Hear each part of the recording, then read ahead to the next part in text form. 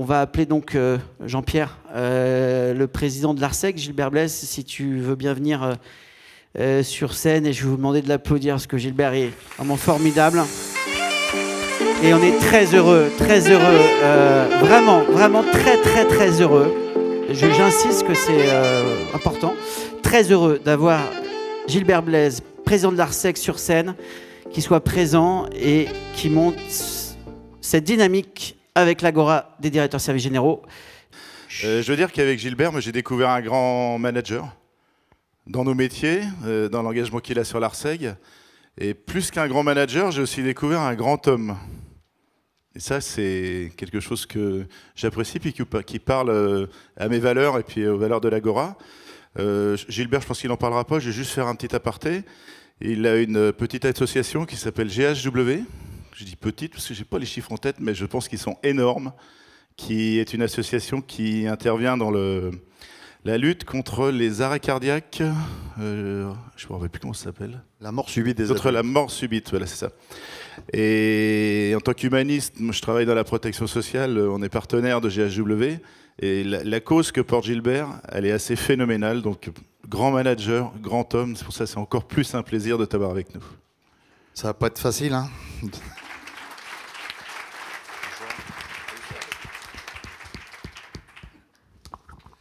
Mesdames, Messieurs, bonsoir et merci pour votre accueil. C'est extrêmement touchant de démarrer cette intervention sur les mots de Jean-Pierre sur notre association. Donc je vais me sentir autorisé quand même de vous en dire deux mots, malgré que je n'avais pas prévu d'en parler. Nous l'avons créé avec mon épouse qui est présente dans la salle il y a 4 ans, suite à un drame, puisqu'on a perdu notre fils aîné d'un arrêt cardiaque. Et nous avons donc décidé de créer cette association pour apprendre aux gens à faire le massage cardiaque et utiliser un défibrillateur. Donc pour cela, on a approché un certain nombre de présidents de PME, PMI qui soutiennent l'association, qui sont des mécènes, n'est-ce pas, Corinne? Nous sommes engagés dans la formation bénévole et gratuite. Donc en 4 ans, on a formé 54 000 personnes, ce qui est quand même décoiffant, hein. Même nous, déjà, quand on fait les comptages, on se dit comment est-ce qu'on a fait pour en faire autant? Parce qu'en fait, on a plein de bénévoles qui sont engagés derrière cette cause. Et nous avons versé 270 000 € à la recherche cardiaque. Donc on est très engagés sur ce sujet-là. Et certains parmi vous le savent parce qu'ils sont mécènes. D'autres le savent parce qu'on les a formés. On a formé leur famille, leurs enfants, leurs collaborateurs. Et on a même formé les salariés de leurs clients. Donc si un jour ça vous intéresse, vous me trouverez facilement. Voilà ce que je peux vous dire. Et on va créer et ouvrir dans une dizaine de mois le premier centre en France qui permettra d'accueillir les familles qui ont été impactées par des morts subites, parce que ça n'existe pas. Quand on perd quelqu'un, on ne sait pas quoi faire, en fait. Alors que là, on va créer ce centre, et peut-être que j'irai voir Humanis en leur expliquant ce truc-là, leur disant, si vous voulez nous soutenir, vraiment, on va vous expliquer comment faire. Bien, ceci dit, je me présente, donc je suis directeur, services généraux, environnement travail de la SNCF. Une direction que j'ai créée il y a 8 ans maintenant. Précédemment, pendant 25 ans, j'étais directeur général dans des sociétés de propreté ou de FM. Donc j'en ai fait un certain nombre qui sont représentés dans cette pièce, puisque j'ai été directeur général de GSF sur un périmètre régional. Même chose à Samsic, où j'étais la directeur général groupe. Directeur général chez ISS et VBO International. Donc service, je connais un petit peu. Et c'est un métier vraiment passionnant. Une curiosité, comment on passe de ces sociétés de FM à la SNCF, c'est toujours très étonnant. Une chasse de tête. Donc j'ai pris une entreprise de service qui s'appelle EFIA, qui est une filiale 100%, vous connaissez, hein, les parkings, et EFIA Service, qui était une filiale très intéressante, qui m'a permis de prendre en charge les voyageurs handicapés, en fait. C'est pour ça que ça m'intéressait. Et j'ai découvert que 460 000 voyageurs handicapés utilisaient le train. C'est compliqué, l'avion. Donc je me suis occupé d'organiser cette filiale pendant quelques années. Et il y a 8 ans, j'ai été amené à rentrer au siège pour créer la direction services généraux à la SNCF et environnement de travail. Donc depuis 5 ans, je préside l'ARSEG. Ce sont les adhérents de l'ARSEG qui m'ont proposé de présider cette association. Ce qu'on peut dire sur cette association, c'est qu'elle existe depuis 45 ans. J'étais stupéfait de voir ça. Je suis donc le 10e président bénévole de cette association. Il y a 2000 adhérents à l'ARSEG, dont certains parmi vous. Sur les 2000 adhérents, il y a 2/3 de directeurs services généraux environnement de travail et 1/3 d'entreprises. La vocation de l'ARSEG, c'est de faire comme vous le faites si bien à l'Agora, c'est organiser des rencontres, mais dans des lieux différents, puisqu'on ne fait pas de gala. C'est en ça que Michael a raison, on est complémentaires. Nous, on organise des salons professionnels importants, Porte de Versailles, des salons à Cannes de speed dating. L'objectif pour nous, c'est effectivement de faire rencontrer les parties et de pouvoir gérer du business. Le business généré au sein de l'ARSEG et au sein de la filière métier, c'est 187 milliards d'euros par an. Donc c'est considérable et c'est l'ensemble des dépenses de notre écosystème, de l'architecture, de l'aménagement, du service, du multitechnique, du service à l'immeuble, du service à la personne, des investissements. Et ça, notre rôle, c'est de maintenir ces volumes de business. On a un autre objectif et une autre donnée qu'il faut connaître, c'est que 77% des entreprises en France ont des responsables services généraux ou directeurs environnement de travail. Vous verrez que dans l'immobilier, ce n'est pas du tout le cas. Il y a quelques directeurs de l'immobilier que j'ai vus ce soir. C'est une fonction qui n'est pas évidente. Et on observe que certains métiers, comme le property, est attaqué par un certain nombre d'entreprises, par les coworkers en particulier. On constate que les directeurs de l'immobilier, dans certaines entreprises qui ne possèdent plus les actifs, sont des fonctions qui disparaissent. L'environnement de travail, ce n'est pas du tout le cas. C'est une fonction qui a un avenir considérable. C'est la raison pour laquelle on a débaptisé le poste services généraux vers environnement de travail. Donc on est de plus en plus une fonction support à qui on confie des missions orphelines liées aux restructurations d'entreprises et on nous demande de prendre en charge de plus en plus de périmètres. Aujourd'hui, un directeur environnement de travail dans une entreprise importante va gérer à peu près une trentaine de métiers différents. Alors pour le coup, Nicolas Bouzou, qu'on connaît bien, il a raison. Heureusement que nous sommes des généralistes. On arrive à s'adapter à tout parce que 30 métiers d'expertise différents qui relèvent de normes totalement différentes, c'est impossible à piloter sans experts. Donc ça, on travaille beaucoup sur ces sujets-là. Nous sommes le deuxième poste, et vous êtes le deuxième poste de dépense après la rémunération. Moralité, l'ARSEG est très engagé dans une dimension qui est de montrer la position stratégique de nos métiers à l'intérieur des comités exécutifs. Et de plus en plus, on va dans les comités exécutifs pour défendre des projets et montrer que l'on crée de la valeur et qu'on ne pilote pas notre métier par la réduction des dépenses, mais qu'on doit le regarder sous l'angle de la création de valeur. Et grâce à nos partenaires, les fournisseurs qui sont avec nous, qui innovent sans cesse, on est capable de remonter, comme on l'a fait là sur les innovations, de la création de valeur auprès des comités exécutifs. Donc nos trois enjeux, c'est de promouvoir notre métier, votre métier, et d'assurer, de faire progresser cette fonction de directeur environnement de travail dans cette évolution qui a été évoquée ce soir dans tous les domaines, le digital en particulier. Notre deuxième objectif, c'est la performance économique. C'est montrer qu'on contribue à la performance économique, mais qu'on ne souhaite pas que tous les gains que l'on fasse aillent enrichir l'actionnaire et qu'une partie de cet argent doit être réinvesti dans les bâtiments en matière de serviciel. Et ça, c'est un gros combat à mener parce que les financiers, évidemment, cherchent de la performance et entendent conserver la totalité de la performance dans leur modèle économique. Donc nous, on mène le combat en leur disant non, il faut réinvestir 5-10% du gain dans l'innovation, dans l'entreprise, pour la qualité de vie.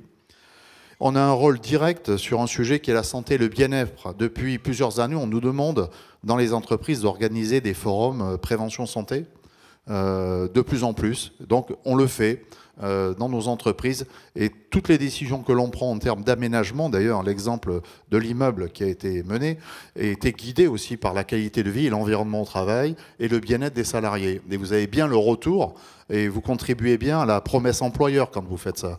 Et ça permet de conserver des talents et d'attirer des talents. Donc c'est important pour nous.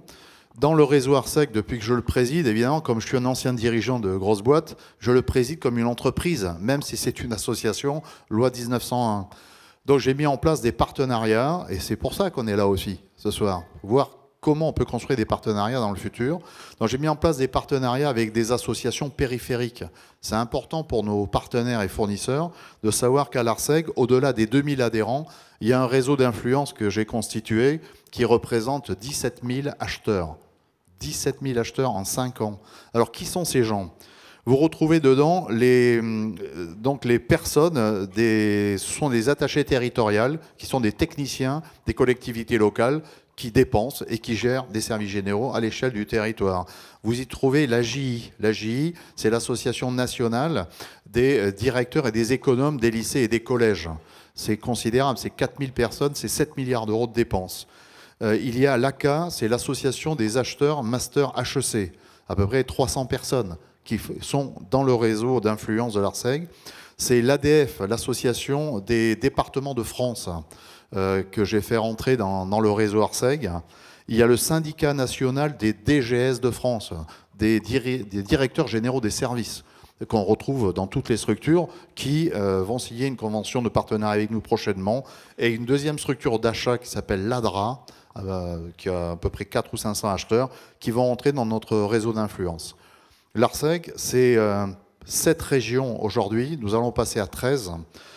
C'est 150 événements par an, une cinquantaine d'ateliers. C'est les 2 fameux salons nationaux que j'ai évoqués, c'est les trophées.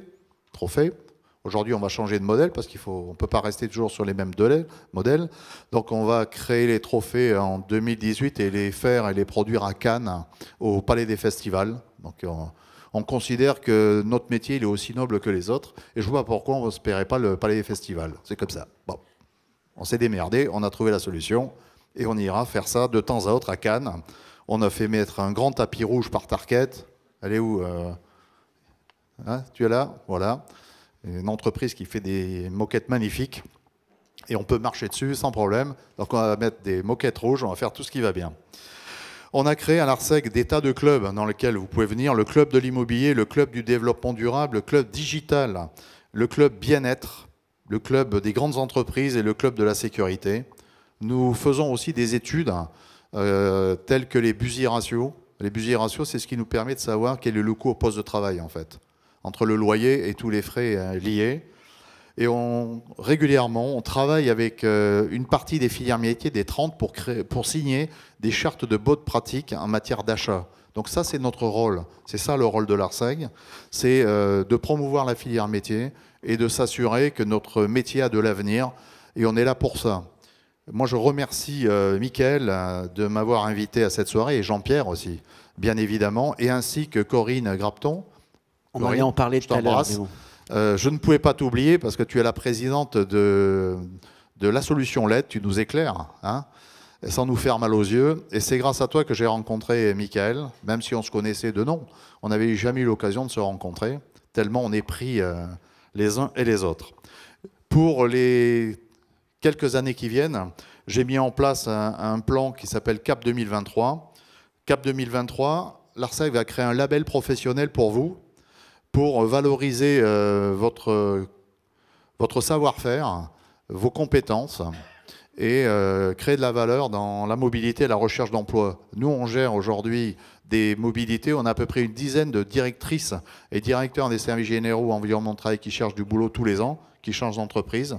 On a créé une bourse d'emploi. On n'en a jamais un qui reste sur le carreau. Et chaque fois qu'il prend un nouveau job, au passage, il a cranté, il a pris plus de responsabilités, plus de salaire, plus de périmètre. Donc ça, c'est un travail que l'on fait et que l'on va développer sur le label ARSEG. On va créer une filiale aussi, puisque nous sommes une association loi 1901, mais comme on est dans un pays où le fisc considère qu'on est TVable et fiscalisable, même quand on est une association loi 1901, on a dit, quant à se faire acquitter, autant créer une société. Donc on va créer une société événementielle qui sera détenue par l'ARSEG à 100% et qui passera des deals avec, par exemple, l'Agora sur l'événementiel. On ne veut pas produire d'événements, mais on veut les piloter. Donc je pense qu'on aura l'occasion de s'en reparler la 10e fois, pour une 10e fois. On va créer un espace adhérent pour les startups. On leur donne des prix, des coups de cœur, nous aussi, régulièrement. Et on va créer un espace à l'intérieur de l'ARSEG pour que les startups puissent devenir adhérentes avec des conditions particulières. Je précise que la halle Fraissinet, c'est la mienne, hein, c'est à la SNCF, je te rappelle. Hein. Voilà. Je l'ai gérée, donc tu l'as, fais-en bon usage. On va créer aussi un entrepôt de données. On a évoqué ça tout à l'heure avec Nicolas Bouzou. Qu'est-ce qu'on fait avec les données, hein, RGPD, nous on a des données, mais c'est exceptionnel, tout ce dont on dispose. Donc on va créer un espace et un entrepôt de données qu'on mettra à la disposition évidemment de nos entreprises en tout genre, adhérentes. Je voulais pour terminer réagir sur le côté généraliste qu'évoquait Nicolas Bouzou. Alors pour le coup, les directeurs et les directrices environnement, travail et services généraux, ce sont des généralistes. Quand j'en rencontre régulièrement et que je vois les différents métiers qu'ils pilotent, c'est assez phénoménal quand même. Du multitechnique au multiservice, en passant par le service à l'immeuble.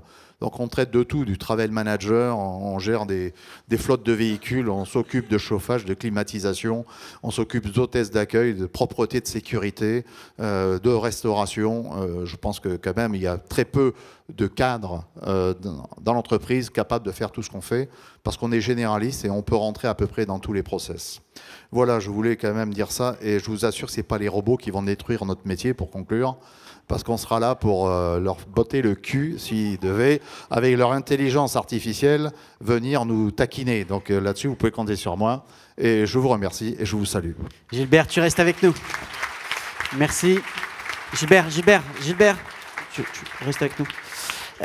Oui, bah donc merci. Voilà, bah, l'idée en tout cas, encore merci pour ta venue, ta présence. Et effectivement, l'idée en tout cas, dans les semaines, les mois qui vont suivre, de choses intéressantes, de projets intéressants qu'on fera avec le réseau Agora Fonction et l'ARSEG, et puis précisément avec l'Agora des directeurs de services généraux.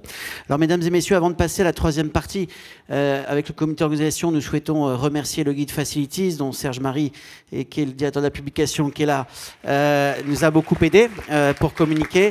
Et puis aussi le média Offus et Culture, qui là aussi a largement communiqué sur cet événement. On les remercie chaleureusement.